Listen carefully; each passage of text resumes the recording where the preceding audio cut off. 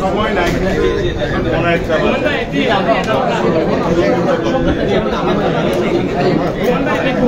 কথা বলে না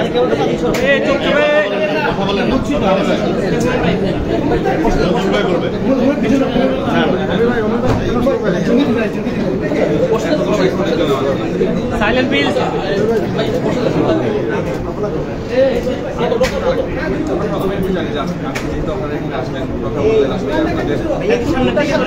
আজকে আসার উদ্দেশ্য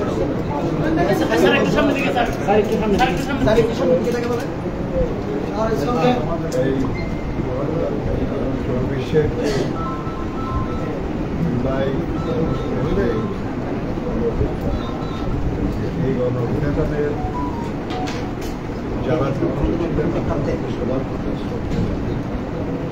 এবং এই গণঅভ্যুত্থানে 2013 সালে 7 লাখ জনগণের যে অন্যান্য তার শিকার যারা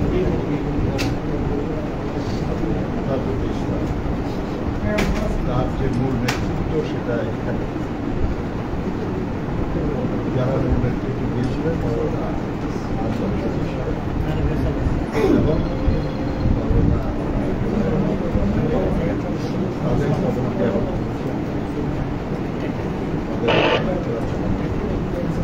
এবং এখন যারা দায়িত্বশীল আছেন তাদের সঙ্গে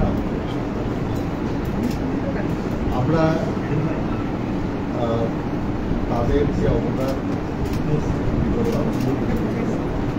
গণতন্ত্র প্রতিষ্ঠার লড়াই আপনারা জানেন যে বিএনপি নেতৃত্বে বিরোধী দলগুলি প্রায় 16 বছর ধরে এবং সবচেয়ে বেশি শহীদ সবচেয়ে বেশি জাতীয় হত্যার শিকার সবচেয়ে বেশি হামলার শিকার কিন্তু বিএনপি সবাইকে সাথে নিয়ে এই লড়াই সংগ্রাম চালিয়ে গেছে এবং আগামী দিনে দায়িত্ব করবে সবার পরামর্শ নিয়ে বিএনপি দেশের মানুষের কল্যাণের জন্য কাজ করতে চায়। এই যে দীর্ঘ 16 বছরের লড়াই এবং 24 জুলাই আগস্টে এর মধ্যে দিয়ে আমাদের দাবির একটা অংশ পূরণ হয়েছে, বাংলাদেশ ফ্যাসিবাদ মুক্ত হয়েছে। কিন্তু আরেকটি যেটা মূল দাবি ছিল সেটা হল দেশে গণতন্ত্র কোনো প্রতিষ্ঠা, সেই গণতন্ত্র কোনো প্রতিষ্ঠা অসম্ভব। এর জন্য বিভিন্ন আলোচনার মধ্যে আলোচনা করছি। আপনারা জানেন সংস্কার প্রস্তাব নিয়ে আলোচনা হচ্ছে, সেটার জন্য একটা ঐক্যবদ্ধ কমিশন গঠিত হয়েছে। সেখানে আমাদের দলের পক্ষ থেকে আমাদের দলের জাতীয় স্থায়ী কমিটির সদস্য জনাব সালাউদ্দিন আহমেদ সহ আমাদের সহযোগিতা, সেটাও একটা চূড়ান্ত পর্যায়ে। জুলাই সনদের যে ড্রাফট সেখানে আমাদের মতামত আমরা দিয়েছি। আমরা আশা করছি যে শিগগিরই সেটাও ফলে নির্বাচনের পথে কোনো বাধা আছে বলে আমরা মনে করি না। আমরা আশা করি যে খুব শিগগিরই সরকারের পক্ষ থেকে নির্বাচনের ব্যাপারে একটা দিক নির্দেশনা যাবে। কারণ নির্বাচনের মাধ্যমে জনগণের কাছে দায়বদ্ধ এবং জনগণকে জবাবদিহিতা করার মতো একটা গণতান্ত্রিক সরকার যদি আমরা প্রতিষ্ঠা করতে না পারি, তাহলে এত শহীদ এত নিপীড়িত মানুষের যে আকাঙ্ক্ষা সেটা অসম্ভব। ফলে আমরা আশা করি যে এই গণতন্ত্র প্রতিষ্ঠাটা কার্যক্রম দ্রুততর ঠিক করে। কিন্তু এটা শেষ না। এই নির্বাচন, এই গণতন্ত্র প্রতিষ্ঠা সবকিছুই মানুষের কল্যাণ, জনগণের কল্যাণ। আমরা আমাদের যারা এখানে মুরব্বী আছেন আমরা তাদের সঙ্গে কথা বলেছি।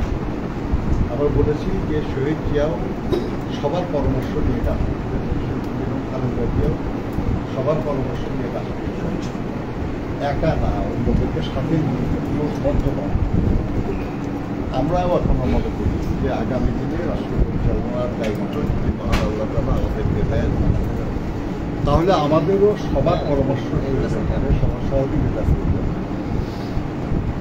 আমরা এই প্রাচীনতম ধর্মীয় শিক্ষা প্রতিষ্ঠান এই ৮,০০০ এখানে যারা দায়িত্বে আছেন, আমরা তাদেরকে বলেছি যে আমরা আপনাদের দোয়া চাই, আপনাদের পরামর্শ চাই, আপনাদের সহযোগিতা চাই, যাতে করে আগামী দিনে আমরা এই যে হাজারো শহীদ, এই যে লাখো নিপীড়িত মানুষ, নজরুল এবং এই রাজতের ডাকে 2013 সালে যারা শহীদ হয়েছে, আহত হয়েছে, তাদের সকলের আকাঙ্ক্ষা যেন আমরা পূরণ করতে পারি। আল্লাহর মেহরবানি হলে আর জনগণ যদি অন্য কাউকে তাদের কল্যাণের দায়িত্ব দেয়, সেখানেও আমাদের পক্ষ থেকে বলা হয়েছে যে আমাদের পূর্ণ সহযোগিতা থাকতে হবে। এই জন্য আমরা বলতে চাই যে একটা রাজনৈতিক শূন্যতা পূরণের জন্য শহীদরা বিএনপি বারবার এই শূন্যতার সৃষ্টি করা হচ্ছে, বারবার বিএনপিকে আবার গণতন্ত্র প্রতিষ্ঠার দায়িত্ব দিতে হচ্ছে।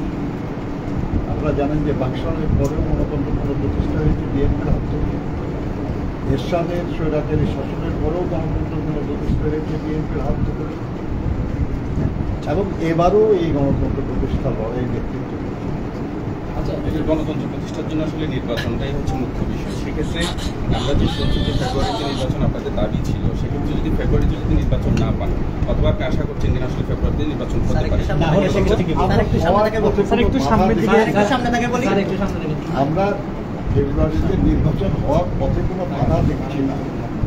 যেহেতু কোনো বাধা দেখছি না, সেহেতু এটা নাও হতে পারে এরকম দুশ্চিন্তা করার তো কোনো কারণ নেই।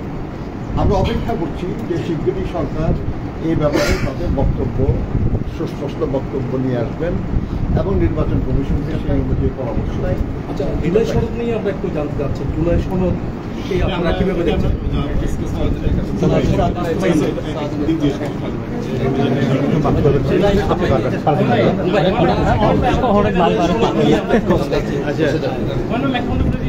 দুইটা বিষয়, একটা হচ্ছে জুলাই জাতীয় সনদ 2025, জুলাই জাতীয় সনদ 2025-এর একটা খসড়া ড্রাফট জাতীয় ঐকমত্য কমিশন থেকে সব রাজনৈতিক দলের কাছে পাঠানো হয়েছিল, কয়েকদিন আগে আমাদের কাছে দিয়েছে।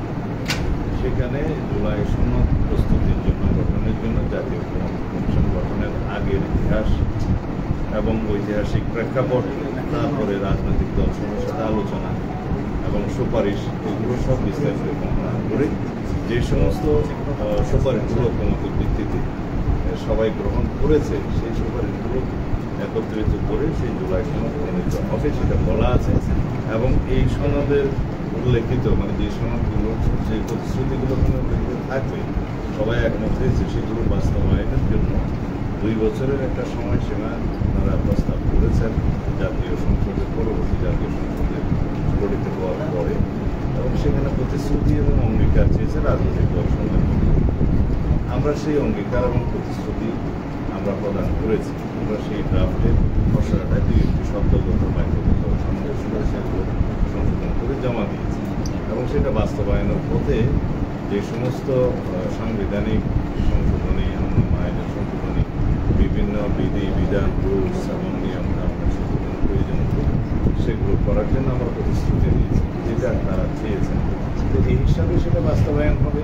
আমরা আশা করি জুলাই জাতীয় সনদ এখনও স্বাক্ষরিত হয়নি, বাট গতকালকে পর্যন্ত সবার অভিমতের ভিত্তিতে সমস্ত মৌলিক বিষয়গুলো একত্রিত করে সনদ হয়েছে। আমরা 826টি মোট প্রস্তাবের মধ্যে 51টি বাদে 51 বাদে বাকি সবগুলোতে একমত হয়েছে। 115টি প্রস্তাব আছে, সেখানে আমরা বিভিন্ন মতামত এবং আমাদের ভিন্ন মত সহ একমত হয়েছি। সুতরাং আশা করি সবাই ঐকমত্যের ভিত্তিতে এই রাষ্ট্র গঠন করতে একমত থাকবে। বেশিরভাগ ব্যক্তি জাতীয় আমাদের শক্তি।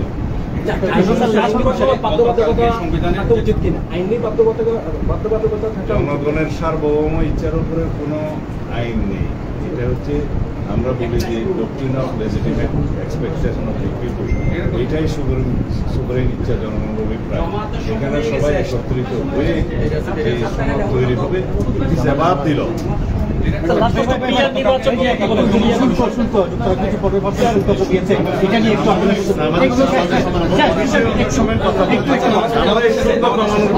পর্যন্ত সুস্পষ্ট কোনো ঘোষণা সরকারের তরফ থেকে পাইনি। পাওয়ার পরে আমরা আমাদের